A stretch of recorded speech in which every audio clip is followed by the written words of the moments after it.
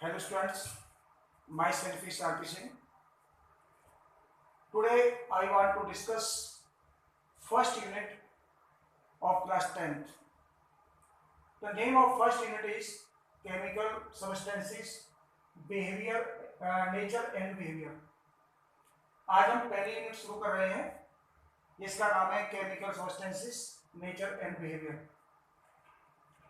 ये class 10th की first unit है और फर्स्ट यूनिट को आज हम शुरू करेंगे जिसका फर्स्ट टॉपिक केमिकल रिएक्शन है। वैसे तो ध्यान रखें ये वाली जो यूनिट बनी है वो मोस्टली इसमें केमिकल रिएक्शन से रिलेटेड ही पढ़ा जाएगा। रिएक्शन, केमिकल रिएक्शन क्या होती है, केमिकल इक्वेशन क्या है, उनके टाइप्स क्या क्या हैं, उनको बैलेंस कैसे करते हैं, ये तमाम चीजें आप इस यूनिट के अंदर पढ़ेंगे। तो first of all I want to discuss what is chemical reaction. Chemical reaction क्या है, केमिकल रिएक्शन किसे कहते हैं, तो इसकी डेफिनेशन आप सुने, नोट करें। The reaction in which new substances are formed. The reaction in which new substances are formed. इसमें ध्यान रखिएगा न्यू सबस्टेंस बनते हैं, new substance. The reaction in which new substances are formed is called chemical reaction. यानी जिस reaction के अंदर नए सबस्टेंस बनते हों जिनकी प्रॉपर्टीज अलग होती हो उन सबस्टेंसेस की तुलना में जिन्होंने उसको बनाया है उसे बोलते हैं केमिकल रिएक्शन। एज अगर हम एक एग्जांपल लें, देखिए एग्जांपल के तौर पर हम कह सकते हैं कि C+O2 अगर इनको मिलाया जाए तो जनरेट होती है CO2। इसमें कार्बन और ऑक्सीजन ये दोनों आपस में मिलकर के CO2 को बनाते हैं। So this is generating substance and these are sharing substances. ये जो हिस्सा ले रहे हैं रिएक्शन में सबस्टेंसेस, इनको शेयरिंग सबस्टेंसेस बोलेंगे। और जो बनना है ये न्यू सबस्टेंस बन रहा है इसको प्रोडक्ट बोलेंगे और इनको बोलेंगे रिएक्टेंट। इसको अभी हम डिस्कस करेंगे। तो इसको बोलेंगे chemical reaction. The reaction in which new substances are formed is called chemical reaction. This is first example. And एक एग्जांपल और लेते हैं। मान लीजिए बहुत छोटा ये एग्जांपल है, H2 और O2 को अगर मिला दिया जाए तो जनरेट होता है वाटर। हाइड्रोजन गैस और ऑक्सीजन गैस जब आपस में मिलती हैं तो वाटर का निर्माण करते हैं। इसमें इन दो सबस्टेंस के द्वारा इस न्यू सबस्टेंस का निर्माण हो रहा है, इसको बोलेंगे हम केमिकल रिएक्शन। इसके अलावा अगर हम लोग और रिएक्शंस की अगर बात करें कि केमिकल रिएक्शंस कौन कौन सी हो सकती हैं, अगर हम तो ऐसे कह सकते हैं, देखिए जो हम रेस्पायरेशन करते हैं, श्वसन करते हैं बॉडी के अंदर, O2 लेते हैं, पानी पीते हैं और तमाम चीजें, खाना खाते हैं और श्वसन करते हैं, तो श्वसन के द्वारा अंदर जाकर के कई चीजें जो बनती हैं, कई सबस्टेंसेस बॉडी के अंदर जो बनते हैं, तो उसमें रेस्पायरेशन भी एक केमिकल रिएक्शन का पार्ट ही है। और इसके अलावा देखिए और एग्जांपल आप ले सकते हैं, डाइजेशन ऑफ फूड। आपने खाना खाया, खाना बॉडी के जाकर अंदर जाकर के डाइजेस्ट होगा, वो भी केमिकल रिएक्शन का ही एक एग्जांपल है, क्योंकि हमने जो चीज़ें खाई, पानी पिया, खाना खाया, सब्जी, जो भी चीज़ें हमने खाई, फल फ्रूट्स वगैरह, वो जाकर के बॉडी में नए सबस्टेंस का निर्माण करेंगे, नई नई चीज़ें बनाएंगे। इसलिए इसको भी हम डाइजेशन ऑफ फूड को भी केमिकल रिएक्शन कह सकते हैं। रस्टिंग ऑफ आयरन, मान लीजिए कहीं आयरन को रख दिया जाए, कहीं लोहे को रख दिया जाए जिसका सिंबल Fe है। अगर मान लीजिए हम कहीं Fe को रख देते हैं, लोहे को, आयरन को रख देते हैं, तो आयरन को आपने देखा होगा कि कुछ समय बाद इस पर जंग आ जाती है। आयरन के ऊपर जो जंग आ जाती है इसे बोलते हैं रस्टिंग ऑफ आयरन। ये भी एक केमिकल रिएक्शन का एग्जांपल हो गया। और इसके बर्निंग ऑफ कोल, अगर बर्निंग ऑफ कोल देखिए, कोयले को अगर जलाया जाए, बर्निंग की जाए कोयले की, तो ये देखिए ये नई चीज बनती है CO2। जब कोल को आपने बर्न किया, जलाया, तो एक नया पदार्थ बना, नया सबस्टेंस बना CO2। इसीलिए इसको भी केमिकल रिएक्शन का दर्जा देंगे। ये भी एक केमिकल रिएक्शन का एग्जांपल है। इस प्रकार से तमाम केमिकल रिएक्शन हो सकती हैं, जिसके लिए इस चैप्टर के अंदर, इस यूनिट के अंदर पूरा पढ़ेंगे। अब देखिए नया टॉपिक आता है reactants. What are reactants, what is reactant? तो एक एग्जांपल के द्वारा मैं आपको देखिए समझाता हूं। C+O2 के द्वारा देखिए बना CO2, ये CO2 जनरेट हुई, तो इसमें देखिए कार्बन और ऑक्सीजन जो रिएक्शन में पार्ट ले रहे हैं, ये दो सब्सटेंस हैं C और O2। C और O2 जो रिएक्शन में भाग ले रहे हैं, पार्ट ले रहे हैं, शेयर कर रहे हैं, तो इनको बोलेंगे देखिए रिएक्टेंट्स। दीज आर रिएक्टेंट्स और दिस इज प्रोडक्ट। तो डेफिनेशन क्या होगी इसकी? The substances which take part in the reaction are called reactants. The substances which take part in the reaction are called reactants, and the product and the substance which is formed during the reaction is called product. जो reaction में नया substance जो बनता है उसे हम product बोलते हैं। Again I am repeating, the substances which take part in the reaction are called reactants. So carbon and O2 will be reactants in this reaction, and CO2 will be product according to this reaction. And next reaction we can take H2 plus O2, और इसके द्वारा देखिए ये नया substance बना।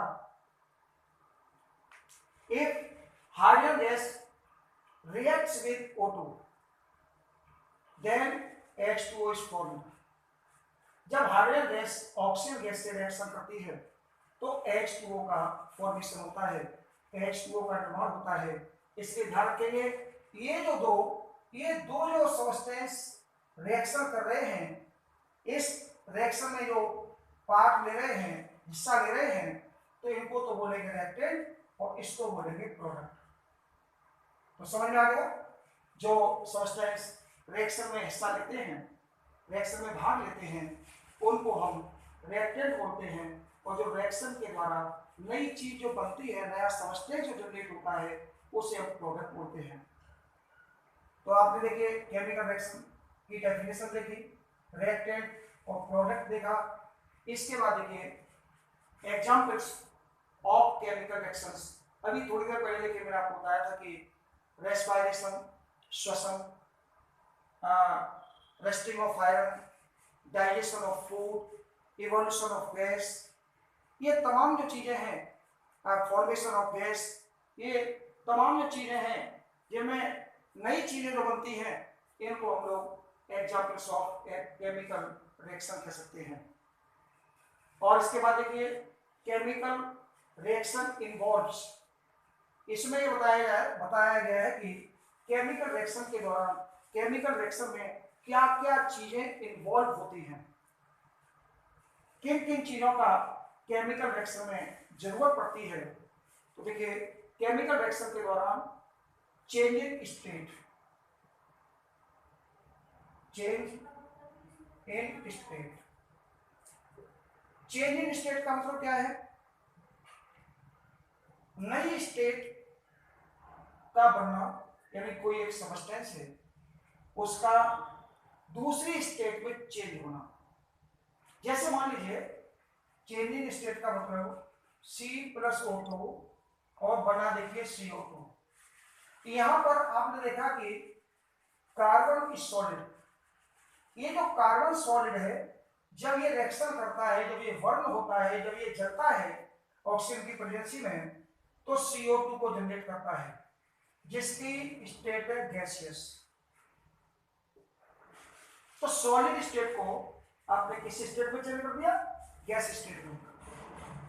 तो solid state देखिए gaseous state में चेंज हुई, कहीं गैसियस स्टेट सॉलिड स्टेट में या लिक्विड में, लिक्विड गैस में, गैस लिक्विड में, ये जो चेंज होती है इन्हें बोलते हैं चेंज इन स्टेट। इसके बाद नंबर हो सकता है अगला change in colour. Change in colour का मतलब है कि कुछ सब्सटेंस रिएक्शन के दौरान कलर में चेंज कर लेते हैं अपने अंदर। जैसे मान लीजिए कॉपर सल्फेट है, कॉपर सल्फेट को अगर हम हीट करते हैं, कॉपर सल्फेट का जो कलर शुरू में होता है वो ब्लू होता है, उसको अगर हम हीट कर देते हैं तो उसका ब्लू कलर गायब हो जाता है। और इसके अंदर देखिए आ सकता है प्रेसिपिटेशन। कुछ चीजें ऐसी हैं जैसे मान लीजिए आपने कैल्शियम कार्बोनेट को CaCO3 को वाटर में अगर आपने घोला तो आप देखते हैं कि CaCO3 जब कैल्शियम इसमें कैल्शियम कार्बोनेट जो खड़िया है इसे जब पानी में घोला जाता है तो कुछ समय के बाद आप देख सकते हैं कि नीचे बैठ जाता है। जब नीचे बैठ जाता है तो इसको आप प्रेसिपिटेशन बोल सकते हैं। तो ये चीजें भी इसमें आ सकती हैं एग्जाम्पल में।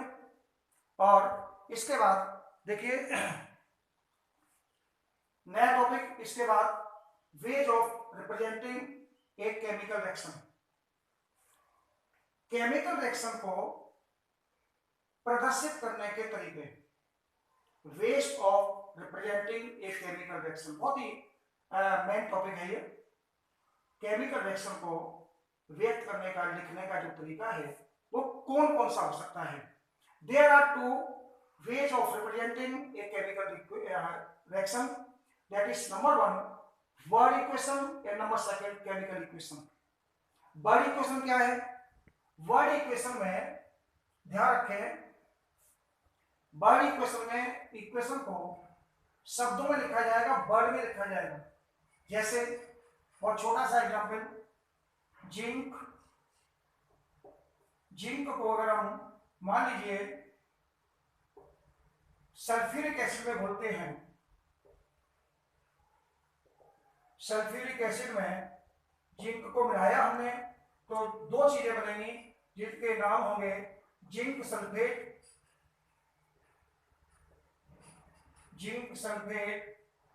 और plus hydrogen gas.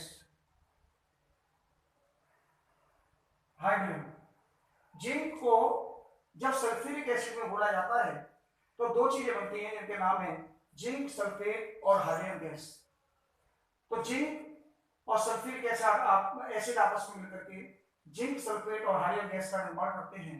This is word equation, इसको वर्ड में लिखा गया है। और अगर आप दूसरा एग्जांपल लेते हैं तो आप ले सकते हैं carbon plus oxygen is equal to carbon dioxide. इसका मतलब क्या हुआ? These are word equation. इस दोनों एग्जांपल्स में हमने इक्वेशन को, केमिकल इक्वेशन को, केमिकल रिएक्शन को हमने वर्ड इक्वेशन के द्वारा दिखाया है, जिसमें हमने वर्ड्स को लिया है। अगर इसी को हम सेकंड वे लें, सेकंड वे है इसका केमिकल इक्वेशन। ये वर्ड इक्वेशन है, ये केमिकल इक्वेशन। केमिकल इक्वेशन का मतलब हुआ कि जिंक प्लस सल्फ्यूरिक एसिड को आपने जो वर्ड में लिखा है उस वर्ड को आप केमिकली लिखेंगे। केमिकली का मतलब होगा फॉर्मूला के रूप में, यानी सिंबल के रूप में। जिंक का सिंबल है Zn और सल्फ्यूरिक एसिड का फॉर्मूला है H2SO4। और ये जब दोनों आपस में मिलते हैं तो बनाते हैं ZnSO4 प्लस हाइड्रोजन गैस। इसमें आपने देखा कि जिंक और H2SO4 हमने फॉर्मूला के रूप में, सिंबल और फॉर्मूला के रूप में लिखा है। ये देखिए फॉर्मूला है, इसको बोलते हैं जिंक सल्फेट, इसे बोलते हैं हाइड्रोजन गैस। तो ये केमिकल इक्वेशन हो गई। इसी प्रकार से हम इसको दिखाएं तो कार्बन प्लस ऑक्सीजन और ये बनी carbon dioxide. So this is carbon plus oxygen equal carbon dioxide. This is word equation and this is chemical equation. ये दो वेज रहे, इक्वेशन को लिखने के तरीके रहे। इसके बाद नेक्स्ट टॉपिक आता है balancing of a chemical equation. ये बहुत ही मेन टॉपिक है इसका, बैलेंसिंग ऑफ केमिकल इक्वेशन। तो इनका एक बार फिर जल्दी जल्दी रिवाइज कर लें, फिर मैं इनको मिटा रहा हूँ। सबसे पहले chemical equation, chemical reaction, the reaction in which new substances are formed is called chemical reaction. Number second, reactants, the substances which take part in the reaction are called reactants. And number next, products, the substances which are formed in the reaction or during the reaction are called products. और next, examples of chemical reaction, इसमें आपको respiration दिया, digestion of food दिया, rusting of iron दिया, etc. chemical reaction involves, इसमें आपको बताया कि चेंज इन टेम्परेचर और चेंज इन स्टेट एक्सेट्रा। इसके बाद ways of representing a chemical reaction, या केमिकल रिएक्शन को लिखने के तरीके, कितने तरीके हैं? There are two methods of representing of chemical reaction, that is number 1 word equation and number 2 chemical equation. इधर last topic for today, balancing of a chemical equation. Chemical equation को आप बैलेंस कैसे करेंगे? तो बैलेंस करने के लिए देखिए, सबसे पहले मैं बहुत ही छोटा सा एग्जांपल लूंगा वाटर फॉर्मेशन का। जैसे मान लीजिए अगर कहा जाए कि हाइड्रोजन गैस ऑक्सीजन गैस से रिएक्शन करती है तो वाटर का निर्माण करती है, वाटर का फॉर्मेशन करती है, वाटर को जनरेट करती है। हाइड्रोजन गैस और ऑक्सीजन गैस जब आपस में रिएक्शन करते हैं, ये रिएक्शन जब करती हैं गैसें, तो वाटर का जनरेशन होता है, वाटर का निर्माण होता है। इसे हमें बैलेंस करना है। बैलेंस किया क्यों जाता है? सबसे पहले तो आप ये समझिए, what is use for balancing the reaction. इसमें एक बात ध्यान रखें, जब ये रिएक्शन होती है तो इसमें law of mass of conservation, एक लॉ काम करता है, law of conservation of mass, law of conservation of mass। इसमें कंजर्वेशन ऑफ मास का जो लॉ है वो इसमें काम करता है। वो लॉ ये कहता है, व्हाट इज दिस लॉ? इस लॉ को हम कैसे पढ़ेंगे? ये लॉ है क्या? ये लॉ ये कहता है कि the total mass of the reactants should be same as the mass of product. यानी रिएक्टेंट का जो मास है वो प्रोडक्ट के मास के बराबर होना चाहिए।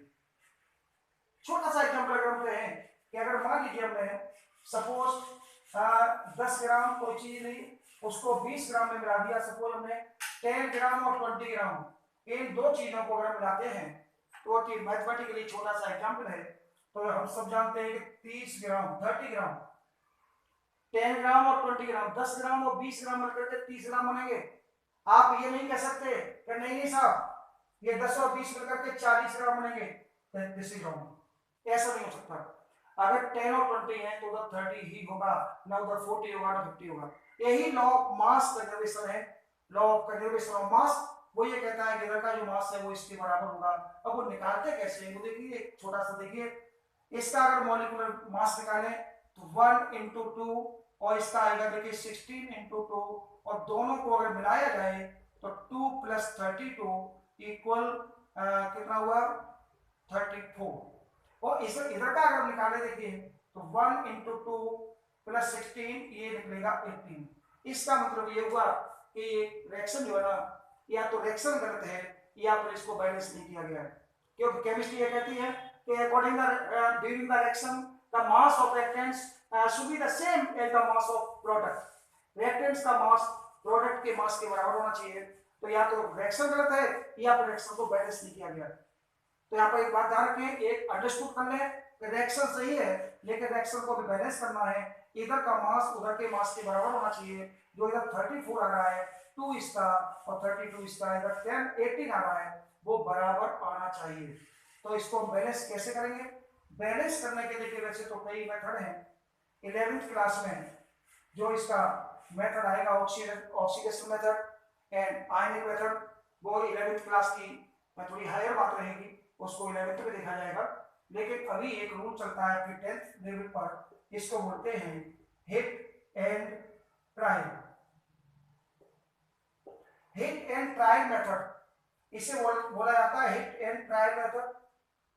तो 10th लेवल पर हम इस रूल को लेकर के चलेंगे फिलहाल, और वो बात ही जो हायर एजुकेशन की बात हो जाकर के 11th में देखेंगे, ऑक्सीडेशन मेथड और ionic method. Hit and trial method में क्या है, सबसे पहले हम देखते हैं कि इधर ऑक्सीजन हाइड्रोजन की संख्या, देखिए हाइड्रोजन के एटम की संख्या 2 है, इधर भी हाइड्रोजन के एटम की संख्या 2 है, इधर ऑक्सीजन के एटम की संख्या 2 है, लेकिन इधर ऑक्सीजन के एटम की संख्या 1 है। देखिए हाइड्रोजन का जो एटम है इधर 2 और उधर भी जाकर के 2 है, no any problem, these are balanced. और ऑक्सीजन की देखिए आप इधर देखिए ऑक्सीजन के इधर जो एटम 2 है और उधर जाकर के 1 रह गया, इट मींस ऑक्सीजन घट गई। तो ऑक्सीजन का जो ज्यादा वाला है ना मोर 2, ये कम है, तो 2 को जो है ना 1 के बराबर या 1 को 2 के बराबर करेंगे।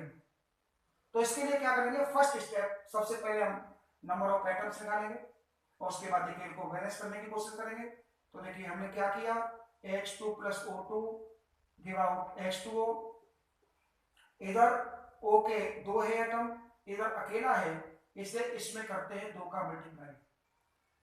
जब 2 का मल्टीप्लाई किया हमने तो ऑक्सीजन के 2 हो गए, लेकिन एक नई प्रॉब्लम खड़ी हो गई। ये फर्स्ट स्टेप रहा इसका, एक हमने एटम बराबर किया ऑक्सीजन का, ऑक्सीजन तो हमने देखिए 2 थे 2 कर लिए, लेकिन न्यू प्रॉब्लम जनरेट हो गई कि हाइड्रोजन जो था ना, इधर हाइड्रोजन के 2 हैं एटम, इधर हो गए 2 × 4। अब इन 4 को बराबर करना है, तो सेकंड स्टेप हमारा आ रहा है, देखिए 2 का मल्टीप्लाई हम इसमें करेंगे 4 करने के लिए, और ये O2 = 2H2O, 2 × 4, हाइड्रोजन के 4 हो गए, ऑक्सीजन के 2 हो गए, 2 × 4 और 2, यानी कि दोनों तरफ जो एटम्स हैं हाइड्रोजन और ऑक्सीजन के वो सेम हो गए। अब इनका हम चेक करना चाहें तो मास निकाल के, मॉलिक्यूलर मास निकाल करके चेक कर सकते हैं। कैसे, देखिए 2 मल्टीप्लाई इसका निकालेंगे 1 × 2, और इस ऑक्सीजन का निकालेंगे। ऑक्सीजन का देखिए अभी थोड़ी देर पहले मैंने निकाला था, इसका एटॉमिक मास होता है 16 और मॉलिक्यूलर मास 16 × 2 यानी 32, और ये हो जाएगा देखिए 2 × 4, और 4 को अगर हम इन दोनों को ऐड करने हैं 4 + 32 तो निकल करके आएगा 36। और इधर का निकालें, इधर का देखिए 2 × 1 × 2 + O का 16, इस 2 का मल्टीप्लाई पूरे में है। H का एटॉमिक मास 1 होता है, जो कि number of atoms of H are 2, 2 का मल्टीप्लाई करेंगे, ऑक्सीजन का होता है 16 को उसमें ऐड किया, तो ये निकल करके देखिए कितना आएगा, 2 + 16 = 2 × 18 = 36। तो आपने देखा, देखिए इधर का भी जो मास है टोटल रिएक्टेंट्स का वो 36 निकला, और प्रोडक्ट का जो टोटल मास है वो भी 36 निकला।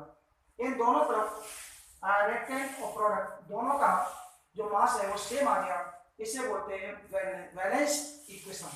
सो 2H2 + O2 and 2H2O, this is balanced equation.